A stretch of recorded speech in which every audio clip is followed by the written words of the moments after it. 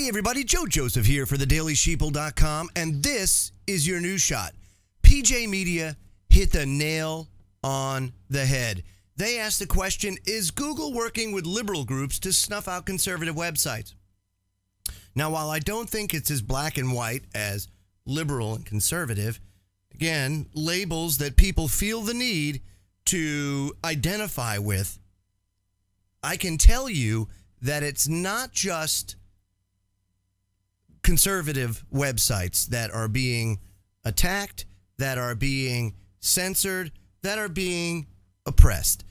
It is any website that goes against or remains objective towards what the mainstream media and the Operation Mockingbird controlled media is trying to put out there. The narratives. If you're against, say, Charlottesville or this whole divide and conquer scheme that they've got going on right now, where they're trying to pit people against one another, and it's not working. It's not working. So then they go and they pay these for hire crowd companies to come in and raise all sorts of hell, destroying statues and monuments that, in all honesty, folks, I got to tell you, I couldn't give a rat's patoot about any of these stupid statues and monuments. It's basically a form of idolatry in my eyes, and it just opens people up for attack. If you revere these objects, it tends to be a weakness or a way for the powers that shouldn't be to exploit you because it's something that you hold dear to you. So that's why I tend not to worry about or put a lot of weight in the whole statue thing and them wanting to take them down. Go ahead, knock yourself out. You want to take them down? Knock them down. What are you going to do? And knock them down? Good. Now, I can tell you that here at the Daily Sheeple and talking to other independent media site owners and independent media journalists, we are absolutely getting crucified by this all-out effort to snuff us out.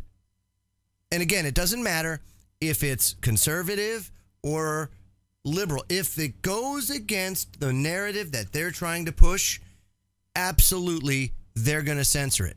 And because these companies like your Googles and your Facebooks and your Twitters are so big, and they've employed AI in this censoring structure that they have, AI, once it learns and sees something once, it's got it.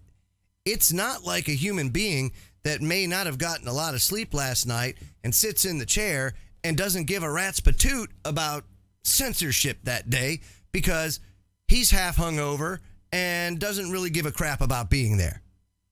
See, AI doesn't do that. AI doesn't wake up with half a hangover. AI is going to do what AI is instructed and or it has taught itself to do. It's crazy. This article goes on to say, Google revealed in a blog post that it's now using machine learning to document hate crimes and events in America.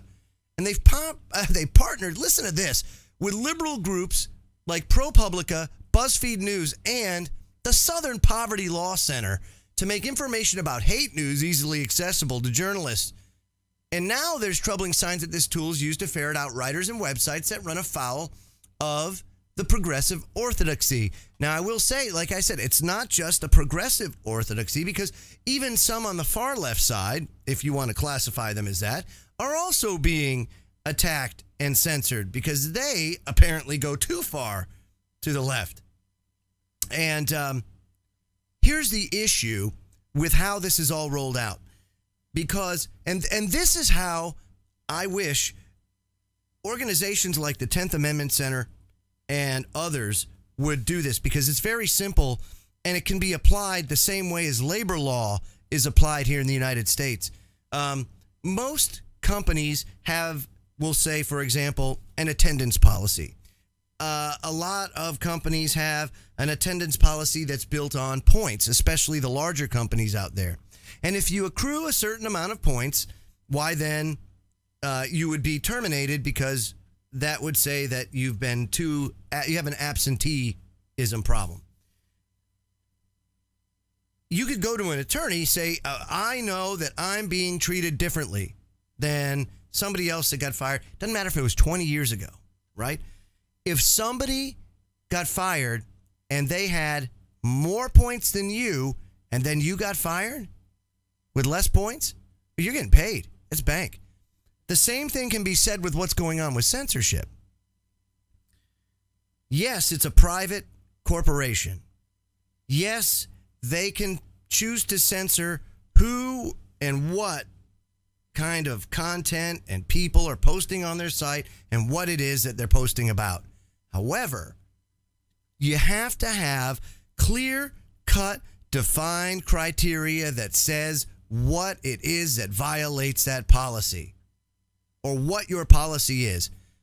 The problem that they have is you can't just say, oh, it's fake news, you gotta go. You have to define what fake news is. To date, they have not defined what fake news is. Why? Because it would be the end game of their censorship game and scheme that they're playing against us. Because you could then apply those same definitions towards mainstream media, the very people and organizations that they're trying to protect. And it would come crashing down. And what we can show is that there is a large level of discrimination taking place, whereas one company can go and post content to, say, YouTube, and it won't get censored, even though it would fall under a definition of what is defined as fake news.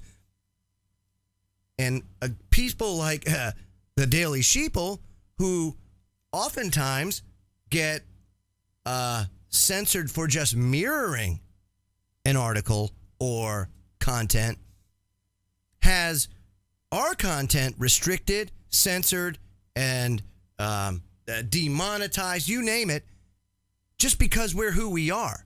We're being discriminated against. It's almost akin to racial profiling, if you want to get down to it, you know? So it's very discriminatory, and absolutely I feel that independent media has a huge class action case against companies like Google, YouTube, Twitter, etc., etc.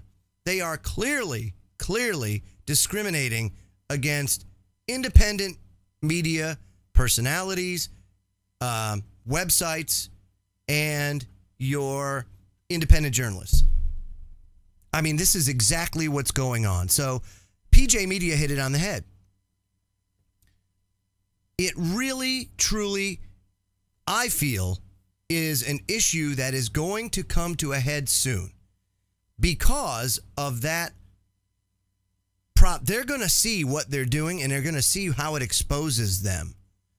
And again, it's very cut and dry. If you allowed someone to post something on your site that by definition is, say, fake news or hate speech or whatever, then you have to apply that same defined set of criteria across the whole spectrum.